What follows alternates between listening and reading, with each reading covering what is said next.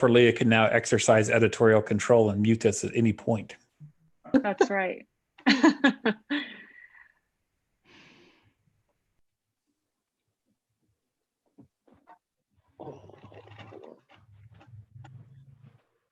So Okay, I had to hold go. on.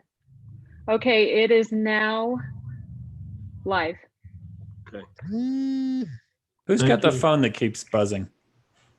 Probably me. Okay. It's not me. So, welcome to the Centerville City Council meeting, special meeting called at 4 p.m. on March 31st. Okay, and we're doing this so everyone knows through teleconference and trying to make sure that we are as safe as possible with this COVID-19 situation. And we welcome if there is anybody joining in on YouTube from the public. I will have each of the council members state that they were here so we can make sure we have a quorum. So let's start with who I'm looking at, Councilwoman Meekum. Here, present. Ivy present. Ian's Fillmore. present. Fillmore, present. Ewan here. Thank you, council members, and thank you for making it in your schedule to be able to join this meeting today. And thank you for staff for putting this together. We are met for 2 items of business today. We have the emergency operations plan amendments. This is the infectious disease plan amendments. And we have the status of community events and city meetings, which we've asked to know where we stand on all the committees and meetings that we have going on. So we will proceed. The first thing is the emergency operation plan amendment, the infectious disease plan amendment. If y'all recall that, and I will turn this over to the chief on this in just a couple minutes. If y'all recall that we went up to level 4 in a document that we worked on previously a couple of weeks ago. Staff talked about doing a level 5 and I said, go for it. And they worked hard on it, came out with something last week. Councilman Ince, as our emergency, being involved with emergency operations, and myself joined them on Friday to make some adjustments to it. And then Lisa did some red line adjustments. And we are at where we're at today on that. Now, I want to make sure that I preface any comments I make by I've talked with at least one of you today about if well, let's just move ahead with having the chief explain this document, and then I can make those comments later. So, Chief, do you want to entertain questions on it? Maybe give us some highlights on it. Hopefully everybody's looked through it. Maybe you can start with highlights on it and go through each of the areas, and then they can respond with questions on it. That sound okay, Chief? Sure, thanks, Mayor. Just an observation on Zoom here, housekeeping maybe. If you mute your mic, it won't go to your picture when you make a noise. Well, and then just unmute it when you want to talk. That'd just be a suggestion. So Lisa Romney and Alex have been working on this a lot more than I have. So, but I'm happy to go through this, and Lisa could probably jump in as needed. We did do a little bit of cleanup on it and moving some things around a little bit. So starting at the very first, well, let's see, I opened up the wrong one here. Let me get out of that one. And while Chief's opening it up and not looking at it, like I said in my email to all of you over the weekend, This is a document that, yes, it relates to the present virus that's going on, but it is an infectious disease document that will be in the city files and is our policy for any infectious disease that may come up in the future. So that's why I say it becomes important to the history and the records of Centerville, because it's more than just the present crisis. So keep that in mind. Go ahead. Yeah, absolutely. That's a good point, Mayor. So going down to level 3 on page 5, we decided, and this was part of the discussion when we had there, I think with the council earlier, that we probably ought to be looking at our public information officer a little earlier on and making that determination. So that was added in there under 11, under mitigation and response recommendations. And then 12, review and ensure security of networks and cybersecurity and address employee VPN access. So we felt like that was something that we probably should have moved back earlier in the progression of this thing. So we made those additions. Moving on down. Now we're into level 4. Added some things there. Looks like 23, I think that is. Consider closing and securing access to playground equipment in city parks or other portions of the city parks to the extent deemed necessary by the city manager. So this is basically making those considerations. And again, this is the level we're in right now. The next one, consider utility bill and shut off delays or payment plans, which is something that we've already kind of instituted, to my understanding. So just kind of putting it in there as probably a good practice at this level. Consider implementing. We have on that, Chief, Brent and I sent out a letter signed by both of us in the last utility bill on that one, so. Okay. Sorry.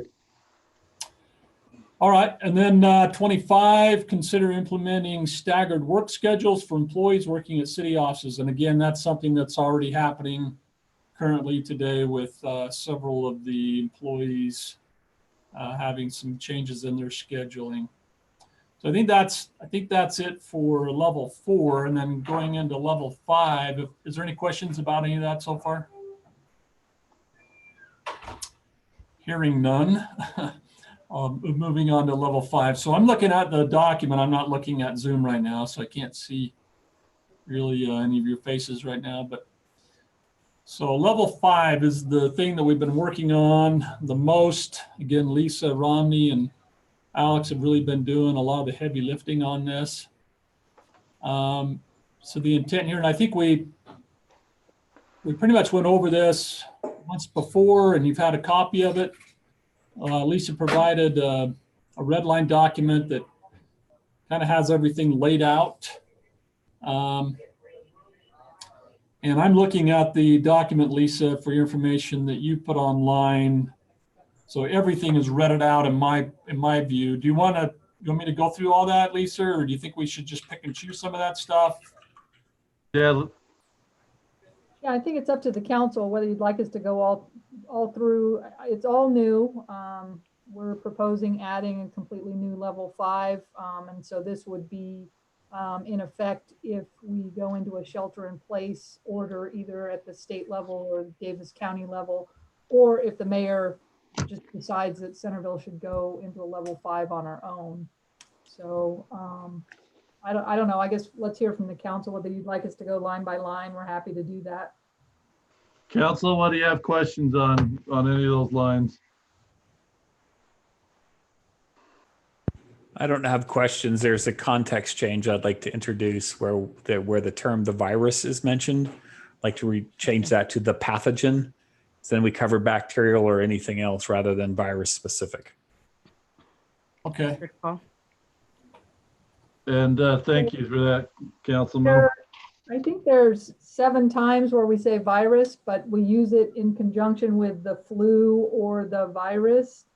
But the flu is not a bacteria infection. Yeah. So anyway, I think we may need to look at changing it a little bit because it's not, I don't think we can just change virus to pathogen without kind of taking a look at those, but it's certainly something we can implement if you want to just direct staff to fix that. Would it be helpful if we did terminology definitions with some of this stuff?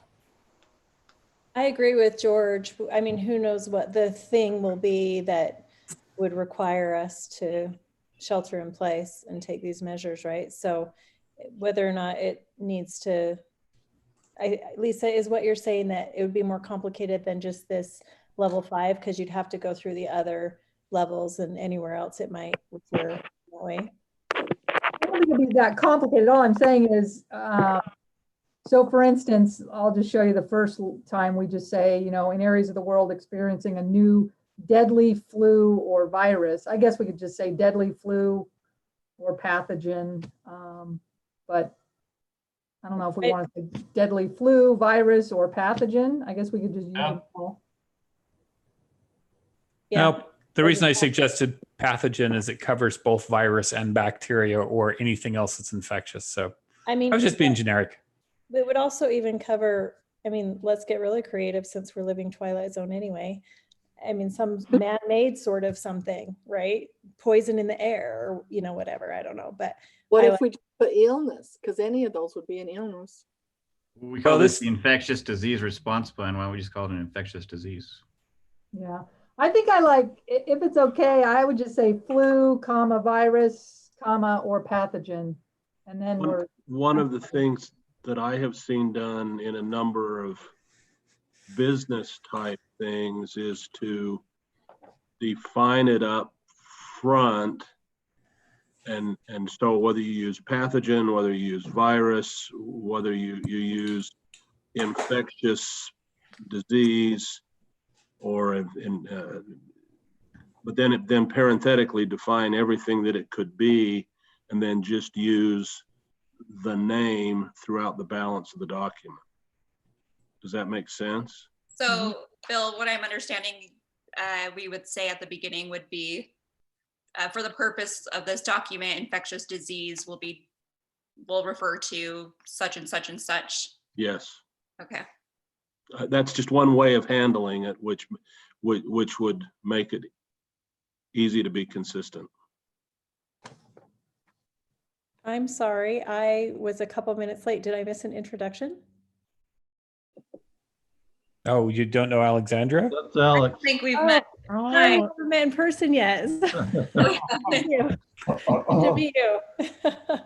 Yeah, you've missed the last meeting or two when she's been there presenting. Nice to meet you. You too. There is one of the provisions I did want to go into in some more depth, and that's what we get down to. Consider implementing employee furloughs, reductions in force, and use of accrued leave and unpaid leave given budgetary and operational constraints. I think we need to put a framework around that allows us to trigger how long. For example, if we give that authority to the city manager under a level 5, how long can he maintain an employee without a furlough based on budget? So from my perspective, let's say starting now, we've got year end coming up, our fiscal year end, and by then we should know some revenues and what that's going to turn into. And so there's some estimations that can be made onto whether there's the practicalities of we can continue to pay personnel who are not performing a function. The other would be to potentially limit that to a fiscal quarter. At that point, we have to make a decision. So either fiscal year end or fiscal quarter, whichever comes first in terms of if the city manager enacts a furlough. Because I don't want to get into a situation of where, and I don't mean to be cold about this, that we're denying the realities that we don't have any money to pay anyone because our revenues are off significantly. And as much as we'd like to keep someone on staff, if they have to be reduction in force or other furlough, then there's got to be some triggering to let us know when that's going to happen. Yeah, I agree with that. Unpleasant as that is. Do we have Lisa, we have a reduction in force policy that was drafted in 2008, do we not? Or that time frame? a reduction in force policy. I mean, most cities drafted some reduction in force policy in 2008, 2009, and usually they just hold on to them. And I have not seen, I don't know if we have one, but generally that would be the framework being referenced here, that we should have something in place. And so when I talk about the trigger of reduction in force, we should have a document in place. If we don't have a document, we should either draft one, but we do need to probably revisit our existing one since it's been 12 years. So. Yeah, I'd have to look at that 2008. I think our personnel policies probably just make a vague reference to reduction in force. Yeah, I fully agree that we need to draft some framework to put together, because that's what I was referencing. But if we don't have some framework in place, we would definitely needs to accompany this. Yeah, and I can let you know that in 2008 there wasn't a reduction in force. There was nobody laid off. Yeah, I'm not aware of a separate policy, but we can look for it. Yeah, some cities still drafted reduction in force just in case and didn't implement anything. But anyway, we'll draft one. Point taken for sure. Thank you. And quickly, because if the economic projections are to be believed, even if they're for a short 90 to 180 day period, we're going to see some significant drop off in city revenue. Yeah. Yeah, those are big concerns, I'm sure. Okay, any other questions or comments about that? The mitigation. Did you want to mention the one change that you were going to make a change to the precaution for police officers? Yeah, I was going to get into that after we got through the mitigation and response recommendations, if there's any other suggestions there. So far the only change is to add a definition of infectious disease and include pathogen in that definition. Well, what about George's suggestion just now to put some sort of limit? Because thanks, Tam, because really I agree with the idea of a framework, but is this an exceptional framework, or do you want the same framework to work for reduction in force in any case, to where you have to make a decision by fiscal year end or the next fiscal quarter, whichever comes first? And to have the manager's authority over it for a period of time, but then it has to go legislative. Right. Yeah, no way from a city manager standpoint, you really want to have that authority without some legislative involvement, right? I mean, you're talking about a disaster response plan for one. That, in fact, that's only temporary. So when I talk about a reduction in force, the intent would be to handle any sort of disaster or any sort of recession or any sort of situation, to have that framework in place. Now, when you're talking about infectious disease or part of the emergency response plan, I think it should only be temporary. And again, Councilmember McEwen said 3 months, and I don't know, if it's a quarter or 6 months. I mean, I'm open. I think 3 months is a good place to start the discussion and maybe apply it to the situation and see where it goes. So I think that's good. Let's look at 3 months, but I still think there should be a framework that this references. I don't want to outline how this response plan, reduction in force, is implemented, because I think it varies and you want to be somewhat vague in how it's implemented, because each situation is different. But it should be temporary, and maybe those are words that need to be used in this, a temporary furlough. But anyway, that's a lot to unpack. So I think we could talk about that as staff and bring something back to you. I like the idea of having a separate reduction in force policy that applies. We were trying to keep these provisions in this plan pretty broad. And I'm not sure I want to get into that kind of detail, but because I think it's going to be different in different situations. But. And I'm fine not expanding it out into this as long as we're referencing it and that comes to us quickly. I'm totally fine with that being a separate policy. Are we going to be passing this by motion?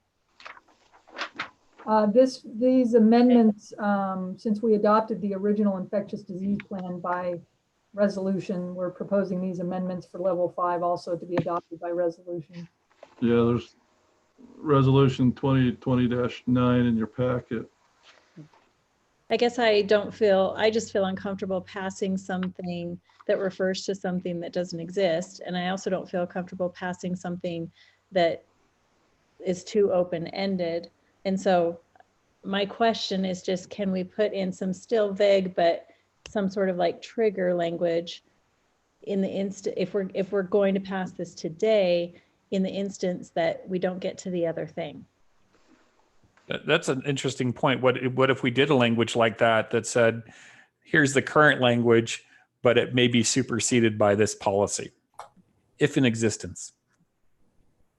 Yeah, I think this policy is just saying, look, during a level 5, we should consider as a city, layoffs and furloughs as necessary.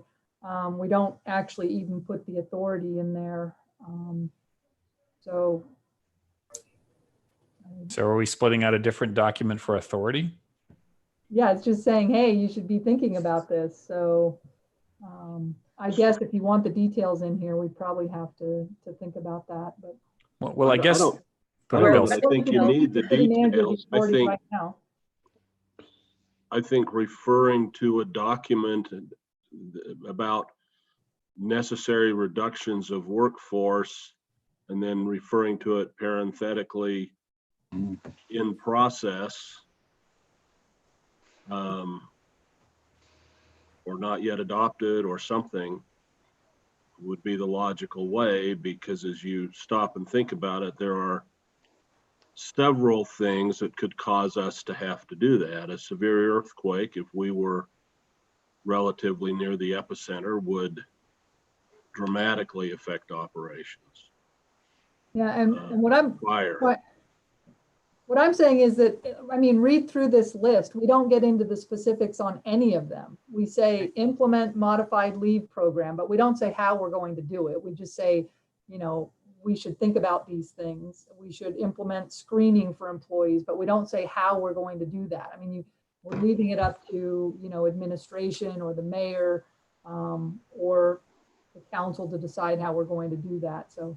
Well, that's part of where I'm thinking some of this should be codified, is how we are going to do it, because we do reference, for example, the precautions for police officers is spelled out how they're going to function. Mm-hmm. So I wonder, granted, it expands the scope and it's got a lot of drill down that doesn't exist, but what pieces of this really do need to exist in this level? Because if we reach level 5 and it's consider, okay, is there a level 6 where we do, or is this where you enact? Because I think from a city, and I would say from a staff perspective, I would want to know, if I've hit level 5, do I have anything I need to be concerned about or otherwise? I don't know. That's my viewpoint on it. Well, and it's a tug and a pull, right? Because if you're in a level 5, you're going to be experiencing a certain level of chaos. And so does a more outlined document help the chaos be less? Because then you don't have to add the layer of deciding how things are going to get decided. It's already outlined and you just follow that process. Or is it a drawback because in the chaos, you want as much flexibility as possible? So Lisa, in being vague in this document, I'm assuming that you want as much flexibility as possible. Yes, I think as staff goes through this list, so if a level 5 is triggered, staff is going to go through this list and say, okay, as part of level 5, we need to start considering employee furloughs and reduction in force. And so one thing that we will do is say, okay, what are our reduction in force policies, or who's going to make that decision? And start implementing those, whether it's administratively or taking it to the city council.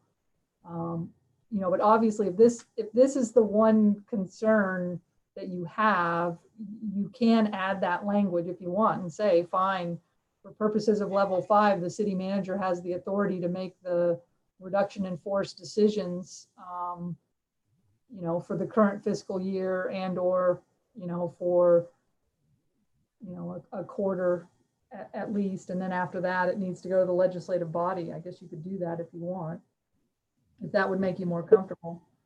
Would we want it to say the current fiscal year? Because what if this was happening in August? Do we want to give him that prerogative for a whole year, or do we want to just put a limit on?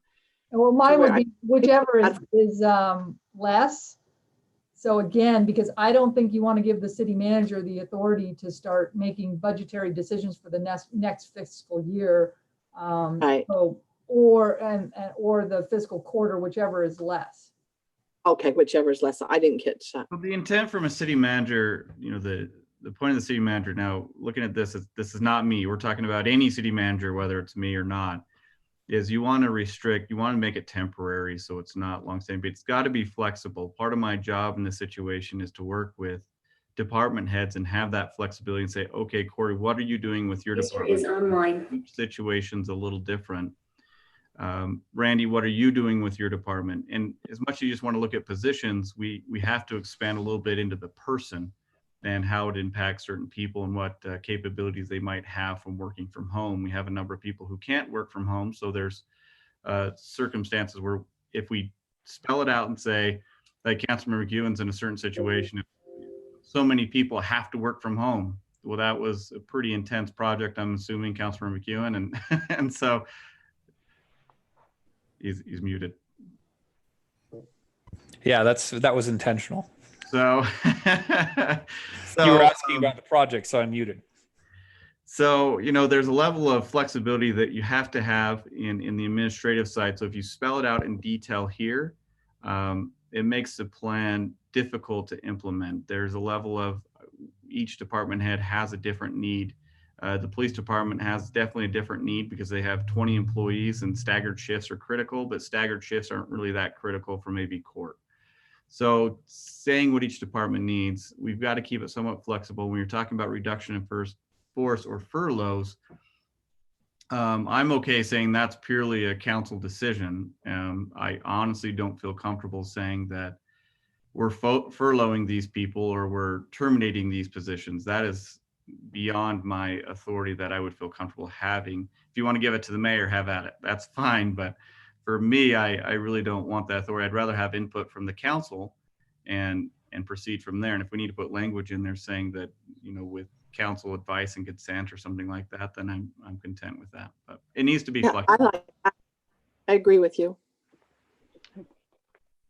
No, see, I take the opposite viewpoint on that there are some instances that we have to say we have as a council qualified professionals on the administrative body side where our desire to help or participate results in micromanagement. I don't want to be in the middle of that. And either way works for me, and I appreciate that vote of support in my favor, so I appreciate that. But yeah, there are level, you know, as we look at our staff, each department has gone through and kind of taking a different approach on who's essential and who's non-essential. That's a tough exercise to conduct in your own department when you're looking at the people, but you have to look at the position. And the approach that I took for administration, finance, and court was, regardless of the situation we're in, which position is less essential than the other? What position can I give up if we had a reduction in force? And I have a list of those positions of what it would be, right? And that's what each department has been tasked to do, is figuring out what are those essential positions. So if we did have a reduction in force, we know where to start. That is one thing we have done, right, Chief? I think every department has sent, or Alex, we've sent, everybody's responded back to that request. Yeah, I think those messages were directed to you, Lisa. They should have been. That was the instructions. I think the department heads were to report that to you, and I think, as far as I know, everybody has done that.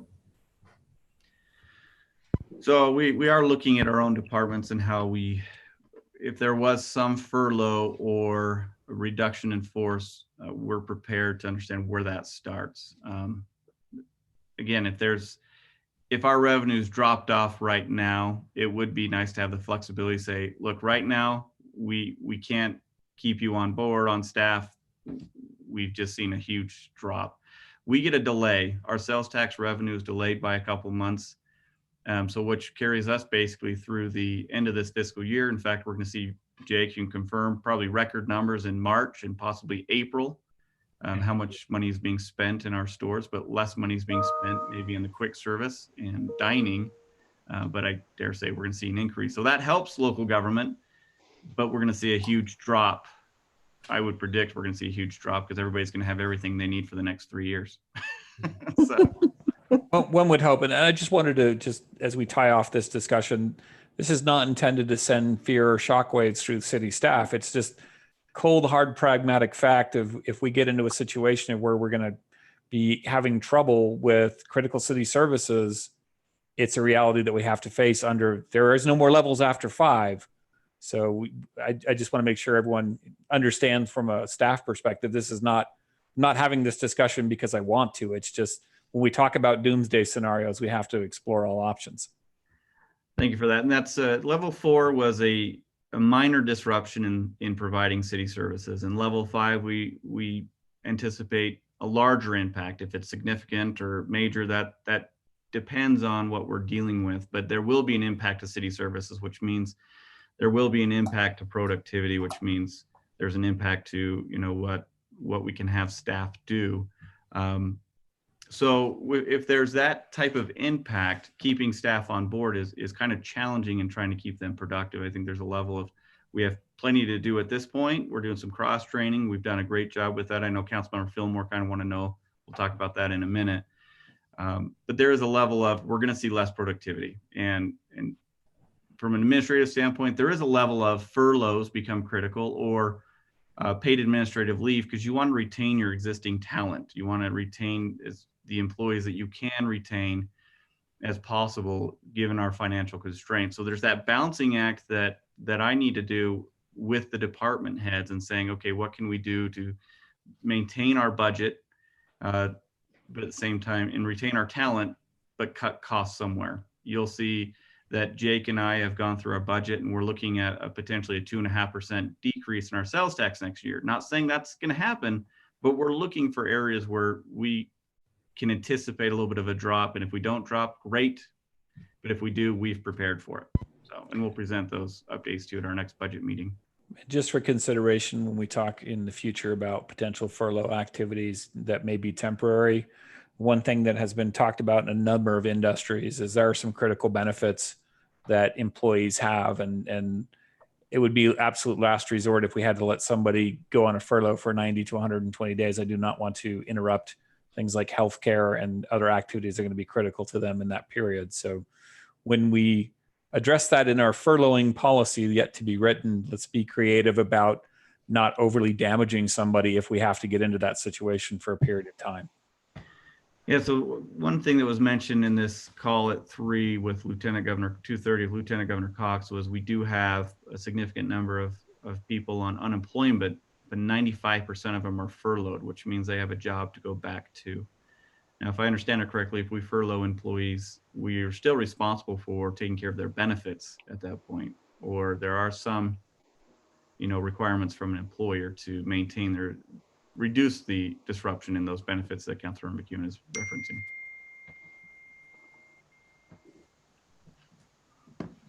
Okay, well, is this a good time to jump back in? You have more to, yeah, Chief, you have more on it? So I did make one change under police precautions on number 3. I kind of felt like I was getting a little too specific on that, talking about they have to wear a mask and gloves and eye protection with any citizen contact. So instead of doing that, I'm proposing that I put some language in here as follows: strict adherence to CDC and or local health department guidance for first responders' use of PPE to the degree practicable. So instead of being real specific about something, putting some verbiage in there that says, hey, we're going to look to the CDC and or the local health department to tell us what the guidelines are for that particular incident, and adhere to that to the degree that's possible. I like that. And that was the only other thing that I had there. Let's see. I think there is some stuff at the very end here.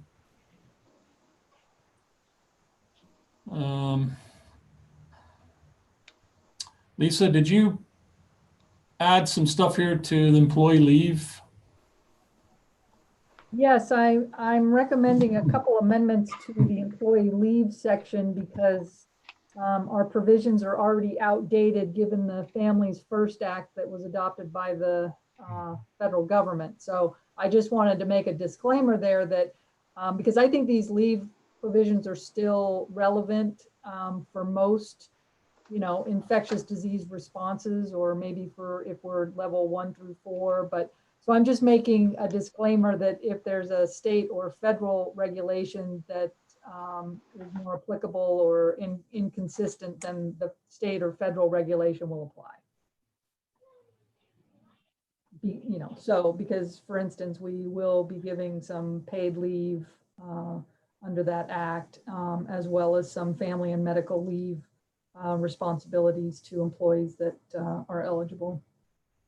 But most of them relate to having the actual coronavirus or children at home because the schools are closed. Okay, I think that's all I've got as far as going over it. Maybe Alex or Lisa has something more, but those are the things that I had. I have a couple of things, Chief, if I can. Okay.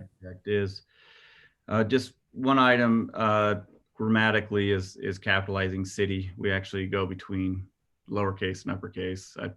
We need uppercase city, but also I didn't see in this copy we had discussed.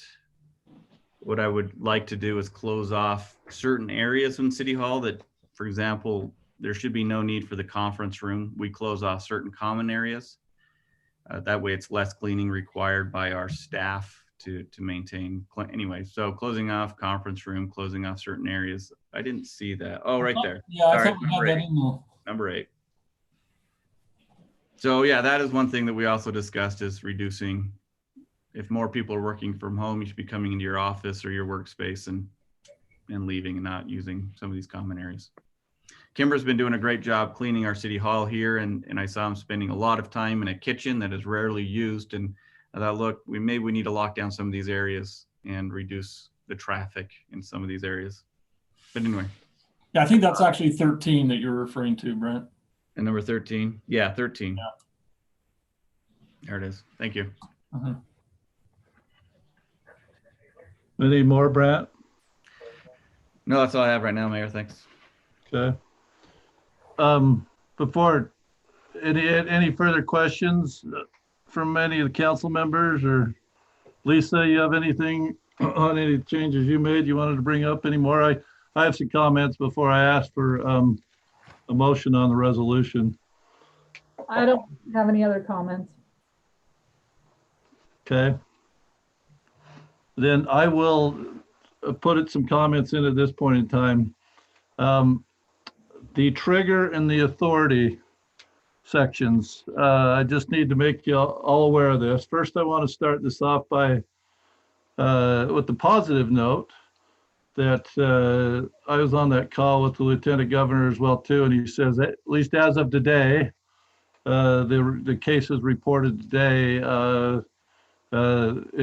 as far as had not gone up higher, as far as the testing and the infection rate from the testing. So that was a positive.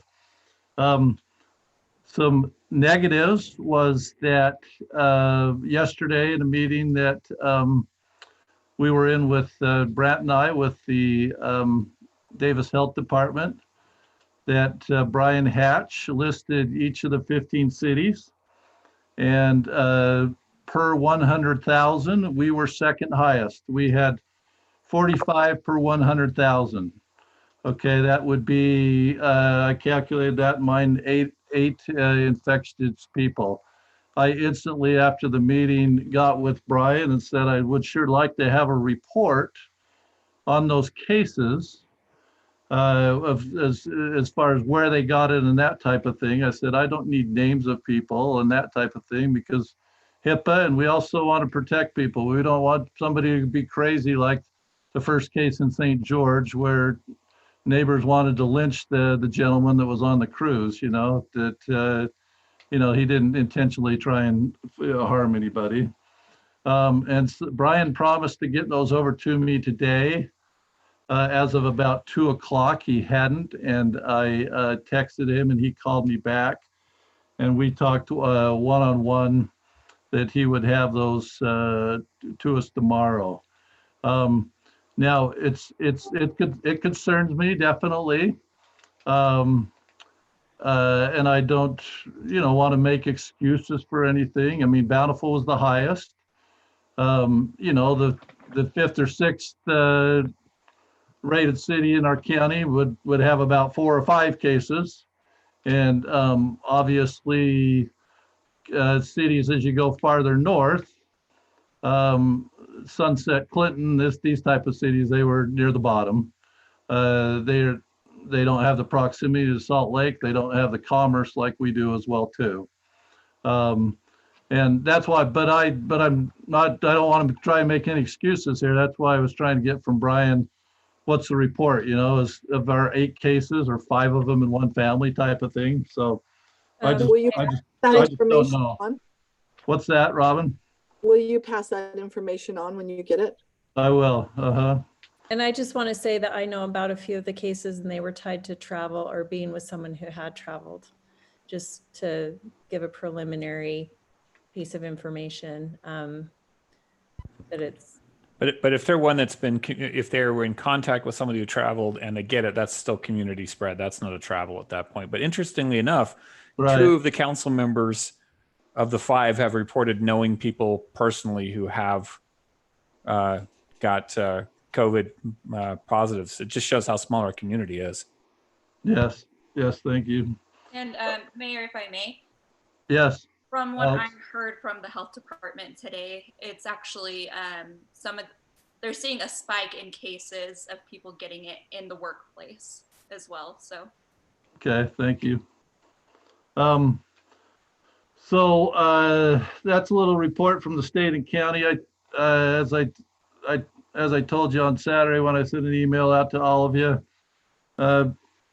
wanted anything that I'm getting, want to try and get it out to you. I've sent out about 3 correspondents, I think, since our last city council meeting, which was 2 weeks ago today, and I'll continue to do that. These things I've shared with you obviously have happened since Saturday, in a meeting of yesterday afternoon and a meeting of today. Just a sidebar, I talked to a doctor in our community today, and he's a psychologist, and he says that many of us wake up almost every morning grieving, and like we're grieving a lot. He has had people express to him they're grieving a loss of a loved one, even if they haven't lost a loved one.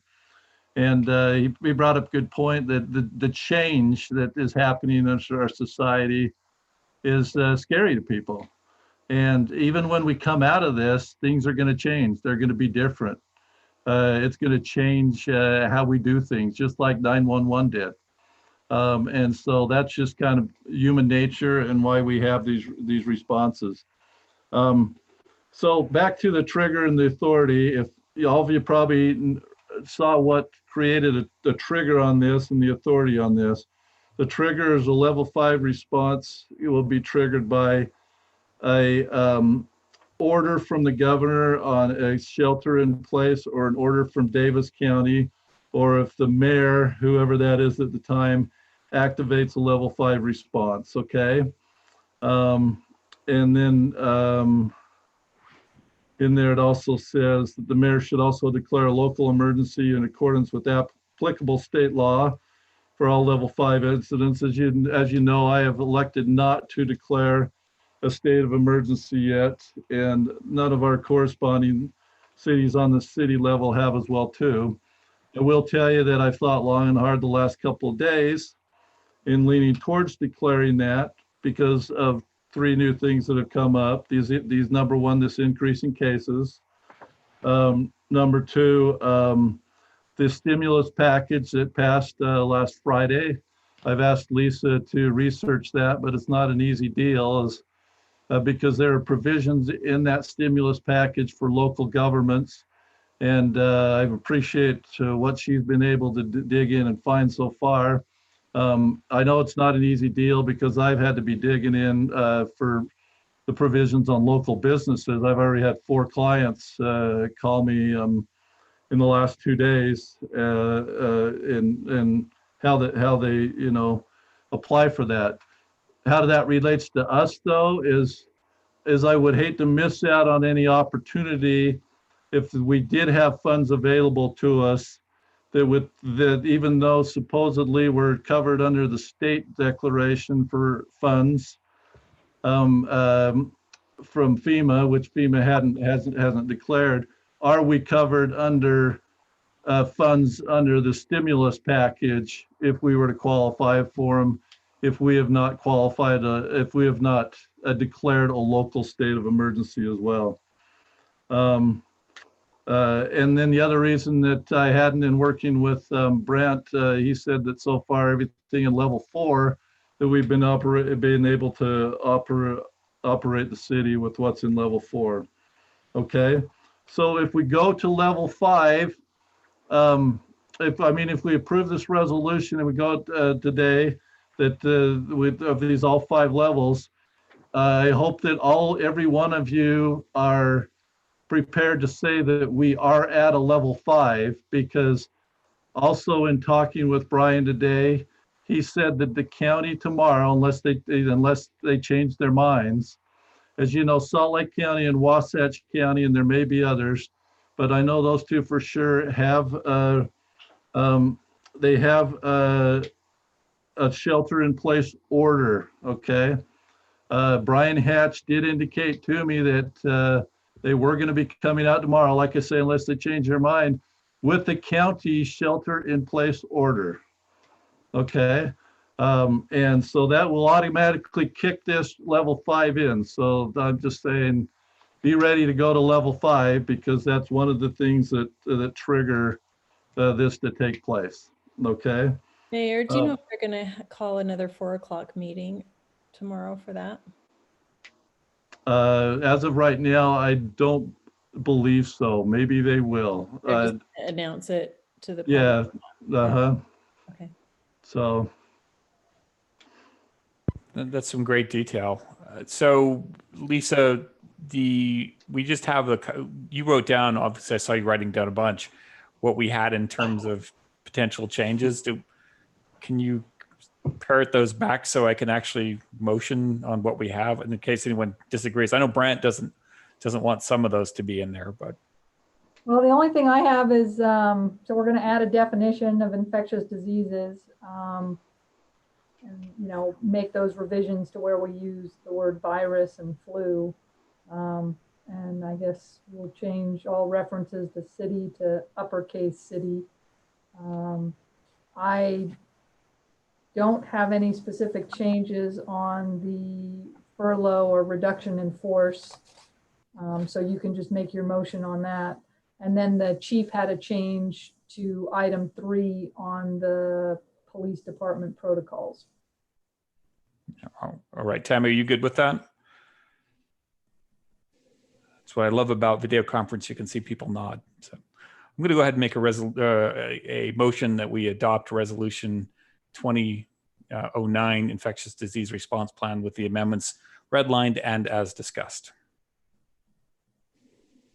Second. we have a motion and a second. Do we have further discussion?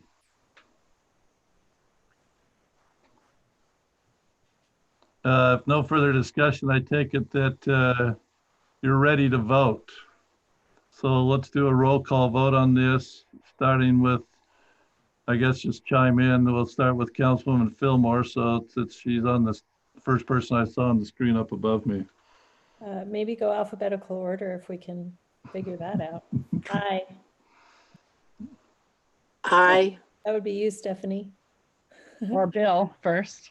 Oh, We have an Bill. aye from Councilwoman Fillmore, Councilwoman Meekum. How about Councilwoman Ivy? Aye. Councilman McEwen Aye. and Councilman Ince.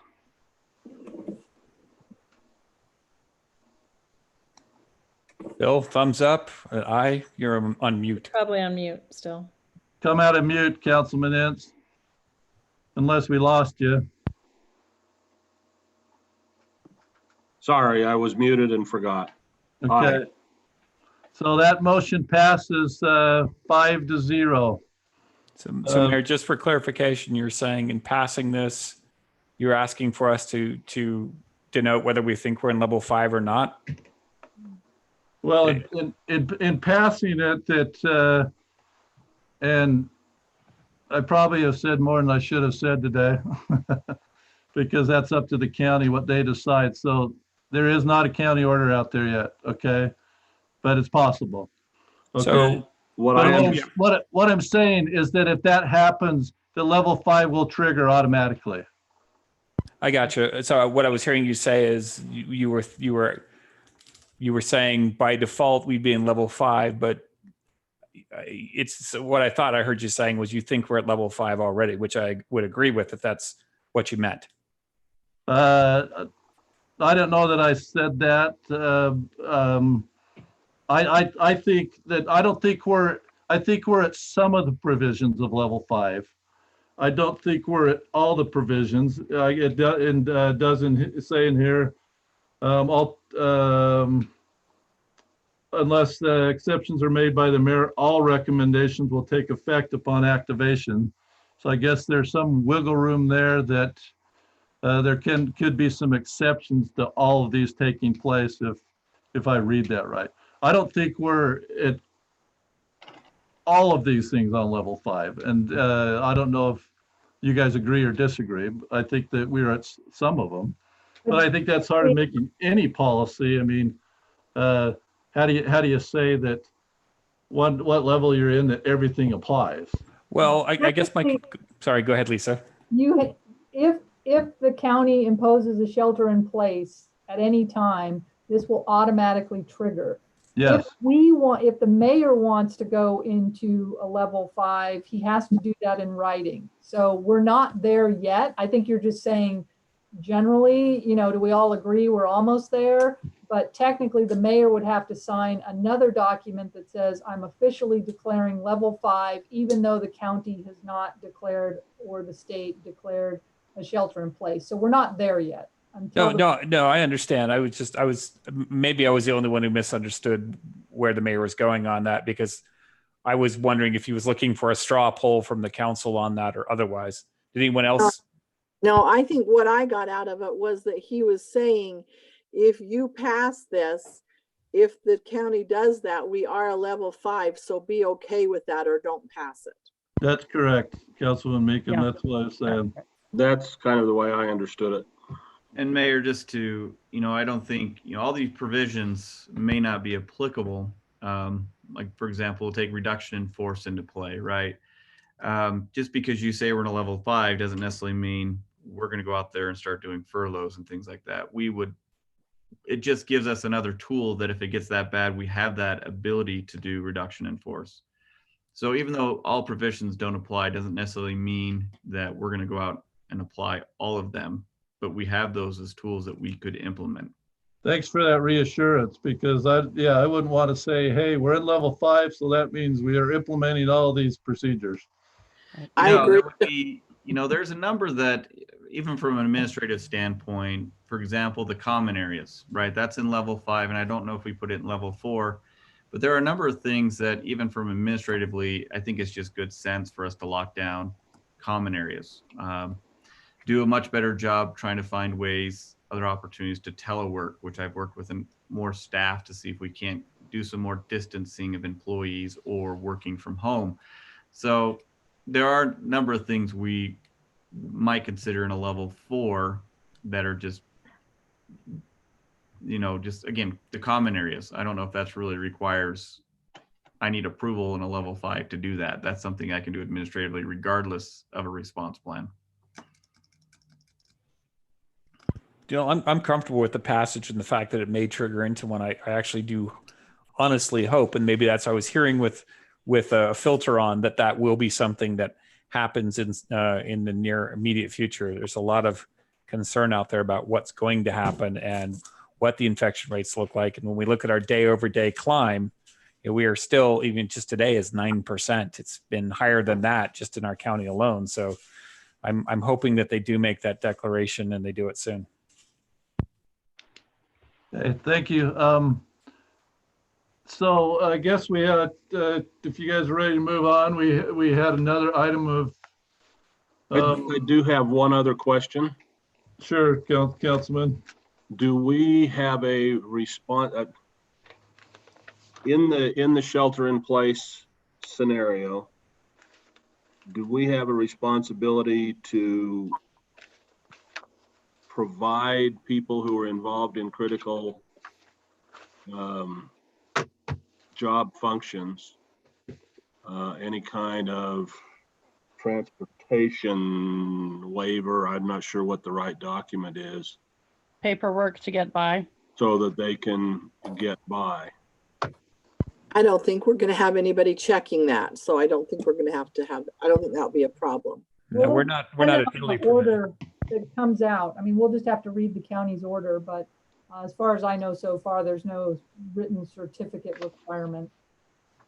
So if I can chime in there, the direction we're being given from the health department is that they want to give time for the citizens to voluntarily comply with this. They're not asking for law enforcement in the county to be out there enforcing this. It's not going to be something we're going to be stopping people and questioning them. Why aren't you 6 feet apart? And so on and so forth.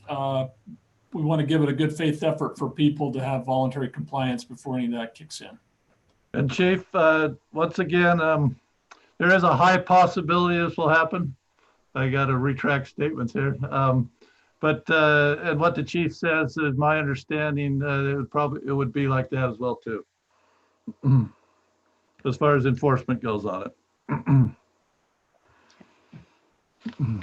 Okay. I wondered about that. I know that there are people who are being provided them by employers. So, and in other states, they are providing them. I'm hoping we don't ever reach a papers, please type approach with our law enforcement. That would be awful.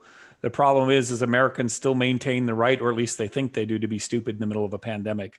I've heard more comments about the right to assemble and freedom of speech and all these things over the last few months than I've heard in years. And a lot of it is based around the stupid notion that your right trumps somebody else's right to be safe. Yeah, and thanks for all your comments. Anybody else before we go to item 2? Can I just ask about how are we doing the parks, the playground areas? Yes. I haven't been over to see what kind of additional things are at mine, but what has been there has not held anybody out. So even though it's a 6 foot, fence. on Saturday, I sent some photos of what the county had done at the county park and what Fruita Heights had done at one of their parks to Brant and Bruce. And then for some ideas of signs. And then on Monday, we made the determination to close the playgrounds. And I specifically asked Bruce not to make it communistic. And he said, so no barbed wire fences? And I said, yeah, or electric fences or AK-47 guards. So last night, late at night, I went out, and Bruce had sent some pictures too, but we just put caution tapes around the playgrounds, and he made some very nice signs, homemade signs that, covered in plastic that said, playground closed until further notice. Brad, anything I missed on that? I looked at one of those in Community Park, and it was keeping people out. If we do have a public health order that gets issued, we do need to post that at all those locations to help out on that. And do we not have it at all those locations? I saw a sign that said that the playground was closed. I didn't see a public health order. Oh, yes. Okay, good point. Yes. Yeah, I'm sorry. Yeah, we don't have public health orders. I'm sorry. Yes. Good point. Yes, we would need to do that if we do have a public health order. Thank you. Good idea. Good suggestion. Any did I answer that, Councilwoman Ivy? Yes, thank you. Okay. Any other questions before we move to item 2? Just out of curiosity in that regard, have the schools posted something on their playgrounds? I don't think so. The school by me doesn't have anything and it's not closed off. I would, in following up with what Councilman Meekum said, that I would think that they would possibly put up signs if there was a order from the county as well too, but I don't know. you know, I certainly can call Reed Newey and see what they would do if you want to know the superintendent. So, Well, if we're doing it, it seems like they should. I can see It the does. playground for Centerville Elementary from my backyard, and I haven't seen any children over there today, but there is no tape or anything because I noticed after I'd seen a picture of ours was on Facebook. Be interesting to see the comments because I'd seen it on Facebook, but I haven't gone back to see the comments on it. But somebody had taken a picture and put it on. And so I walked outside to see what the school had done, and they hadn't done anything at that time. But I have not seen any kids over there today. thank you for that report. If you were to contact him, I would maybe couch it in terms of we're a little bit surprised that the school hasn't done something to more formally discourage use of playground areas. I don't know. I'm not trying to direct them. That would just be a thought. Yeah, because I've been in meetings with him with Lakeview Hospital and with the county and that sort of thing. And of course, I've known Reed for a lot of years too. We're old basketball buddies, but I could easily do that with him, Councilman Ince. So, Mayor, not to drag this topic out, too much longer, but I think this would be an opportunity to address Councilmember Fillmore's questions on staff, because that is related to level 4 and level 5, what we're doing with staff. We do have a number of employees working from home. The great thing, Public Works is doing a really good job taking care of. They only have 2 employees working from home at this time, but what Randy has done is provided a flash drive of the water system. He's doing a really good job cross-training the employees, so they are working from home. Not just that, but they're staying busy. So any employees that are working from home are being very productive. Each department's a little different as far as access. We do have a couple of employees who don't have access to internet or possibly a computer, so that makes it hard for them to work from home. Here in administration, we have a couple of employees I'd love to send home, but all of their work is here, and I'd hate for them to come grab documents and potentially if it's utility bills and take COVID-19 home with them or something like that. So what we're doing is doing a little bit better social distancing here with Jolene and Cheryl. So we're doing a really good job, but there are not that many people working from home. Lisa is working from home more often. Jake, I've quarantined him for, I don't know, maybe a year or so. Alex is working from home. Chief is a hybrid like me. I mean, we're all doing our best, but we're really looking at the staggered shift idea. What if Jake needs anything, he comes in after hours. And so, there's no contamination. So we're doing a really good job. Brandy just informed me this morning, he has done a really good, had a really good safety meeting and helping the guys understand their common areas and the workplace concerns, because that is our concern, as Alex shared, is we're seeing a lot more at the workplace. And to be honest with you, we've actually heard stories of workplace, particularly one particular company in the construction field, are not taking this seriously, and a number of his employees were infected because of it. That's from a personal side. So here we're doing a much better job social distancing. Employees are working from their trucks, Public Works wise, in parks. They have their own parks that they maintain. It's the common areas that we need to focus on. That's our priority of cleaning our common areas. I just mention and put a plug in for, this might be a good opportunity to catch us up on some of our succession planning that we've talked a lot about having a need for. Succession planning regarding Public Works. All the departments that, that's that need right around the corner. Some of those conversations, yeah. So we have some succession planning discussions here in administration, as well as Public Works. But to be honest with you, all of those are on hold right now. I mean, as far as it's just not a priority. Chief and I are debating whether or not to put on our time cards late at night when we dream about COVID-19, because that's literally what's going on every night right now.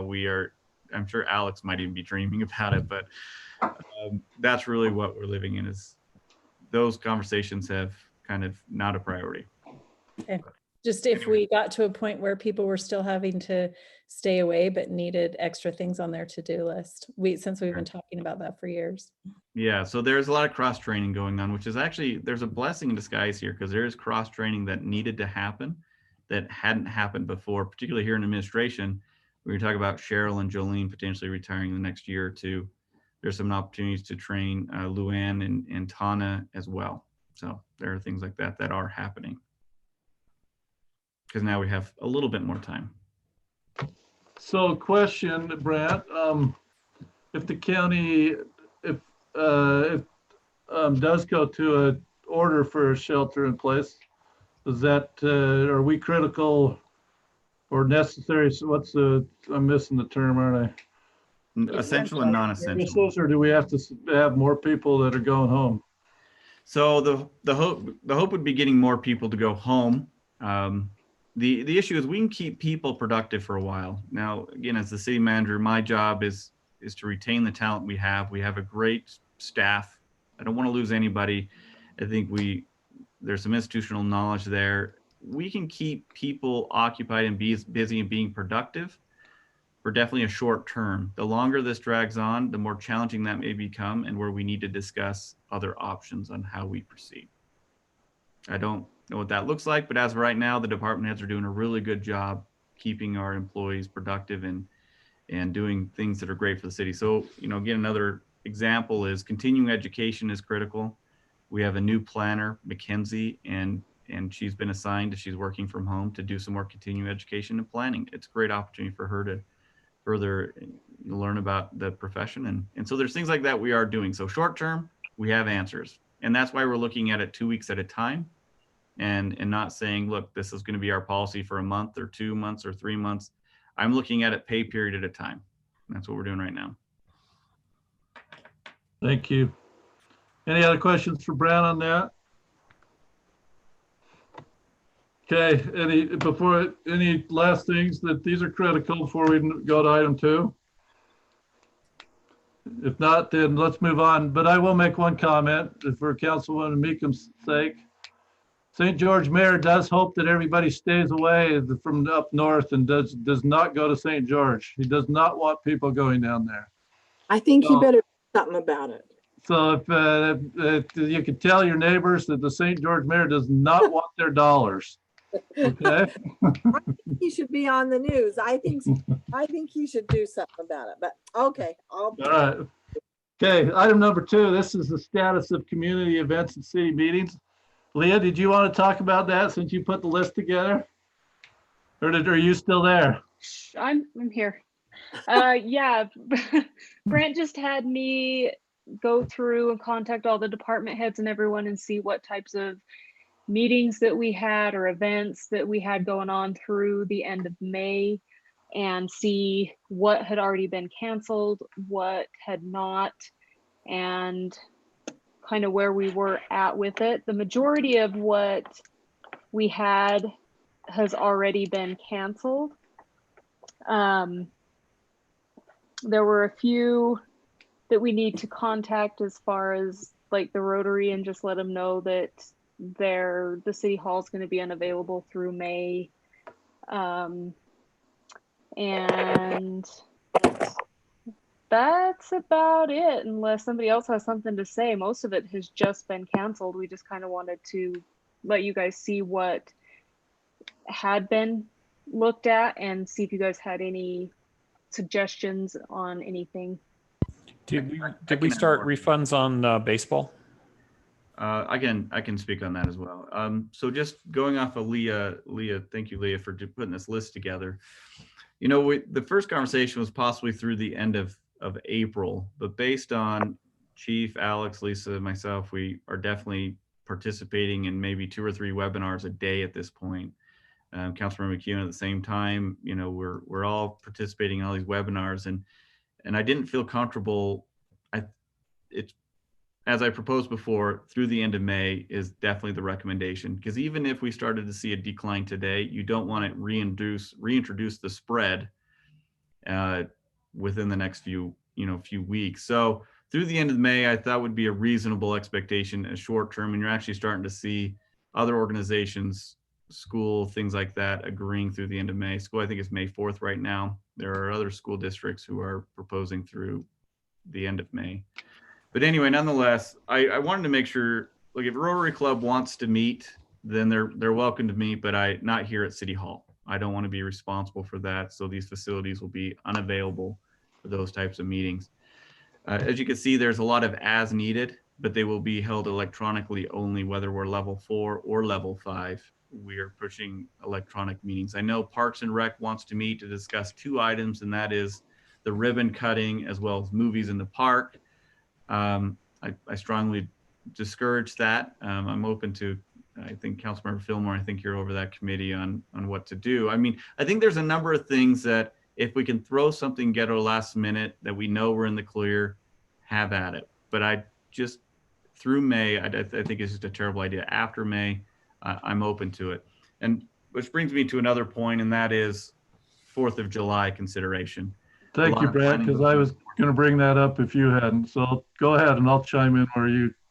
Okay, and then I'll go back. I got to go back to baseball as well, Mayor. But 4th of July is somewhere we've been working with, the mayor and I have been working with the Kernos on what to do there. There's a lot of planning that goes involved. I think there's a number of things that we can keep on standby, like fireworks. We can cancel before if we need to, a week or 2 before. But in all honesty, a parade takes a lot of work to get, and we invest money into the parade. Anything we invest a ton of money, I just think is a terrible idea, because we may not see a refund, or we may not see that event happen. So 4th of July, I think, needs to be modified greatly, if not canceled. I don't want to cancel right now. I think we just need to have a modified version of the 4th of July. And then baseball. So before you leave that, if I can, Brent. So some ideas floated out there is maybe if we can do it, we tell everybody to bring their bikes and 4-wheelers, and we have a city parade type of thing, or we have local bands in the park the night before, fireworks last minute. So, and we're Brent and I are gonna talk further with the 4th of July chairs tomorrow, but those are realities, and that's what's out there. So. And then finally, baseball had sent an email saying we'd like to start May 2nd, and I had some serious concerns about that.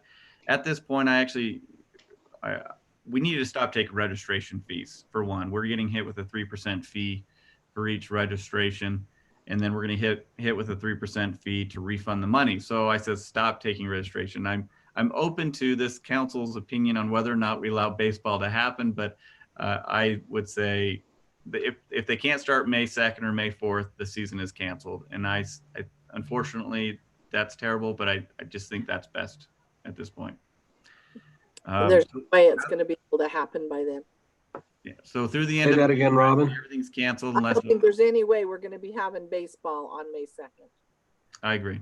No, so everything through May is canceled. I'm open to suggestions if you have a differing idea on some of those events. Community garden, I had a good conversation with Lisa Sommer. She likes the year off idea to re-nutrient the soil, which I think is a great idea. This is a good opportunity to do so.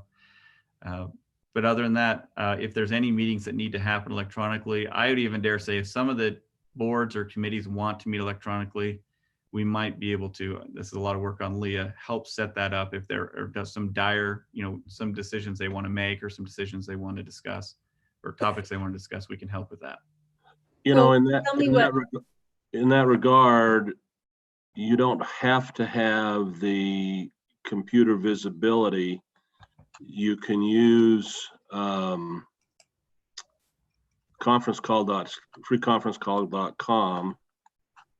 It's a simple account setup. There's no charge, and then everybody just pays their own tolls that they have to get into the system, which are nominal. So I think meetings, and I talked to Alex earlier today about, I have 2 coming up, one Thursday and one Saturday, and I'm trying to figure out how I'm going to do them. We're going to do them, but we're going to do them electronically. Well, so I think the boards could go with electronic meetings. The public, I mean, they can just use Zoom and then hit record and turn that into the recorder over that group, right? To listen to and write up minutes. So, yeah. So even though we've canceled or postponed everything through the end of May, we don't know how long this is going to go. My thought is that if we go past that with your committees, you'll maybe want to start doing some electronic meetings, especially like Brent said, with some of those committees that have things happening there in May and June. Councilman, it's a week or so ago, I probably should have let you do this. I apologize, but tree committee, I looked through my email, was still trying to do Arbor Day on April 25th, and I sent an email to them that wasn't going to happen. So, so make sure all of you get with your committee. So I apologize for doing that. As far as baseball goes, yeah, I was surprised they thought they could start at May 1st, because I had told them that, hey, if we had a season, it wasn't going to happen until June 1st. Can you do a short season? So I was surprised when I heard that they were trying to start it in May. So.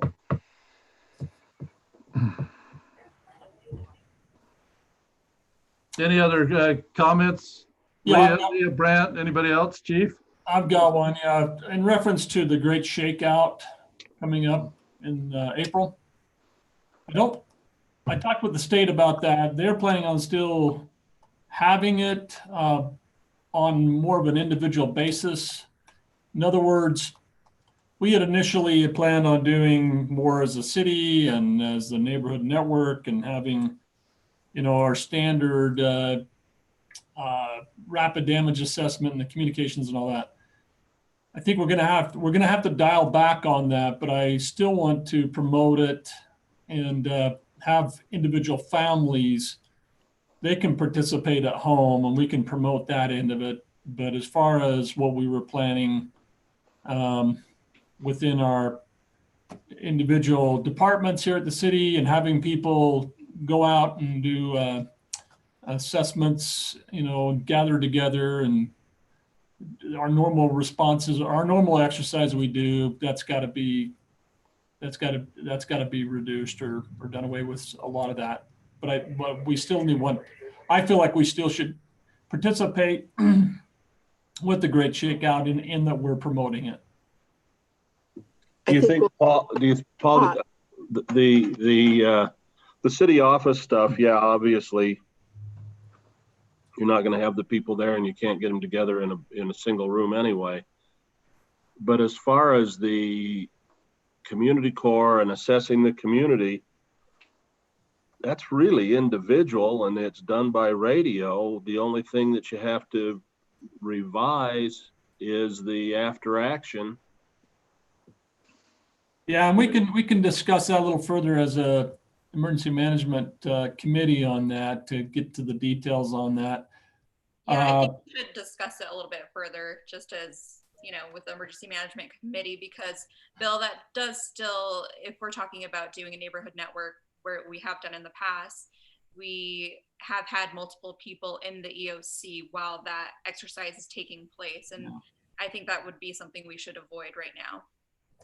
Especially if there's a chance the county's going to put us under lockdown.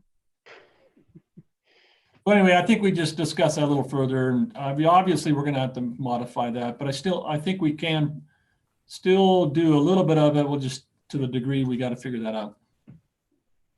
Okay.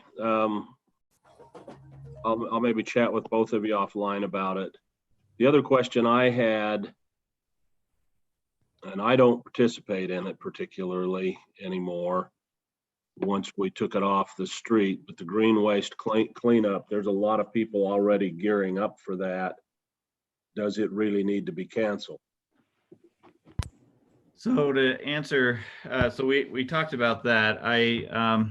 Just so you know, Nathan Rich from Waste, I guess Mayor could speak on this a bit more. They are shutting down any residential drop-offs at the landfill in Layton. I spoke to Gary Hill today. They are not closing down Bountiful, the Bountiful landfill. But again, I think you're creating gathering, and that's definitely the directive from the governor and Brian Hatch with the county, is trying to avoid any gathering spots by creating opportunities to, if people can individually take care of their yards and run them to the landfill and in Bountiful, great. I think we could consider the voucher program. What I don't like is having lines of people waiting to drop off waste and creating a gathering spot at Smoot Park. I think that's what we're trying to avoid. And you, And I sent y'all the press release by Nathan Rich last night from our landfill up in Layton. I don't know if you've all had a chance to see that, but just basically says what Brett just said, that as of Thursday, they're not accepting any resident private drop-in. He's concerned about keeping his employees healthy, and for the bulk of their business, which is the garbage trucks that are coming by and picking up our garbage cans every week.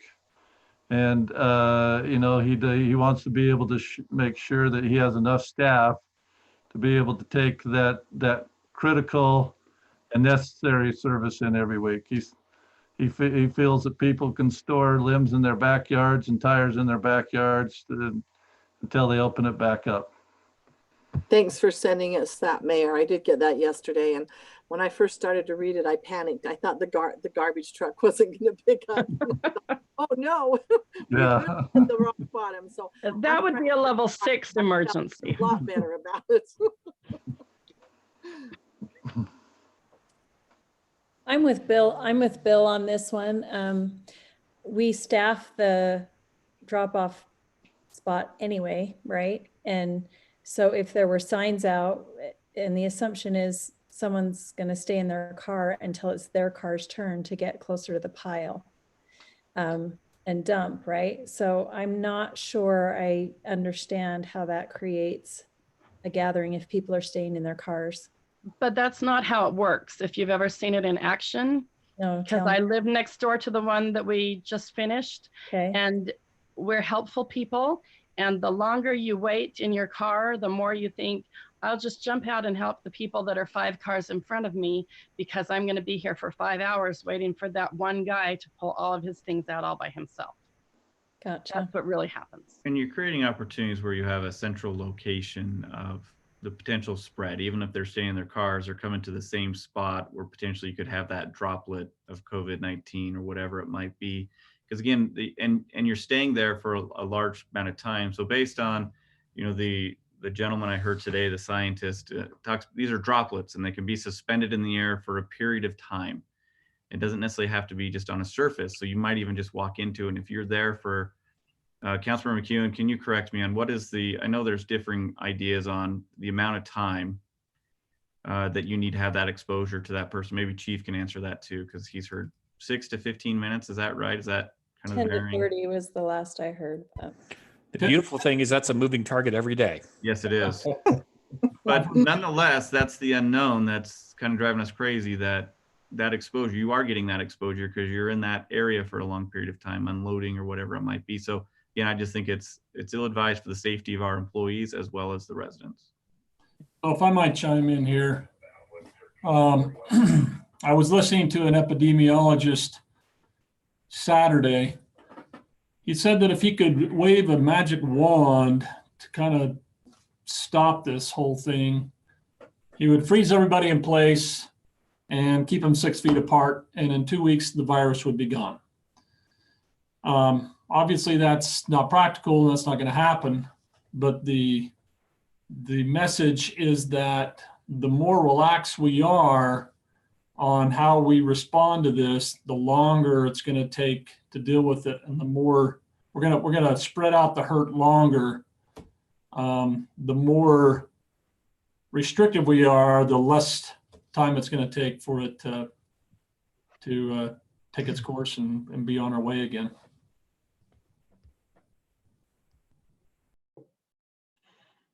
Okay, I recognize that what Stephanie says is right. You do get some people that will go help someone else, and I guess the droplets in the air can be present for a period of time. So maybe I back off, but we probably need to get word out on that on the website sooner rather than later. Right. Because there are people preparing for it.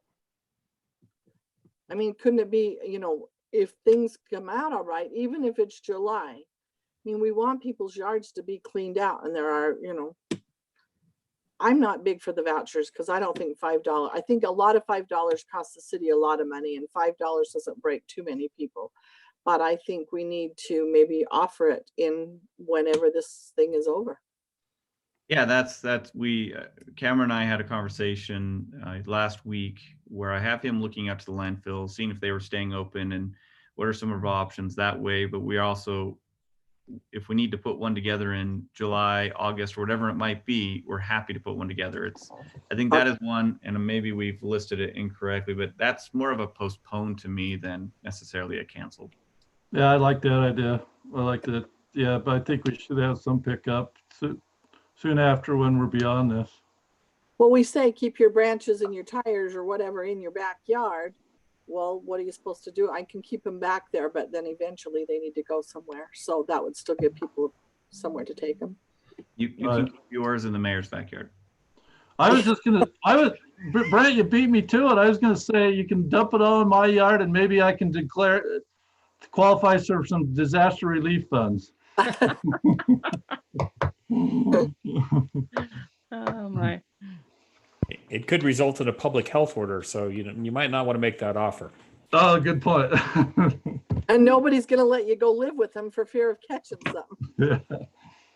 So let's on that one. Yeah, let's look to the postponement. I think we're all in line on that. As soon as we can get in and do the green waste. Does that sound reasonable? Sounds great. I think that sounds great. And then 4th of July, are we all okay looking at a modified version at this point due to the lack of ability to plan this properly? Yes.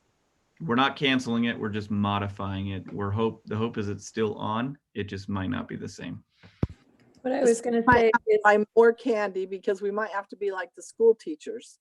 The city council might have to drive up and down all the roads in Centerville and just wave to people. Yeah, I mean, what were you going to say? I was going to say that I think the Parks and Rec probably can just have a Zoom meeting, and it's probably a good idea for them to do that. And the reason that it would need to happen in the next little while is if we even wanted to consider doing a half season of movies in the park, those have to get ordered by a certain time. They take a while. And I think that it's not unreasonable to say, maybe we plan on at least 2 or 3 movies in the hopes that we could celebrate the end of this with something positive like that.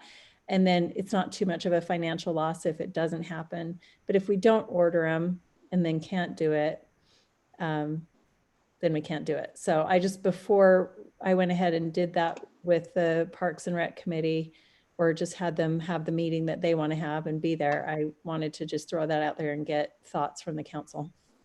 When does Movies in the Park usually start? I thought it wasn't until June. Right. So it's usually about 6 movies, a couple times a month. June, July, August.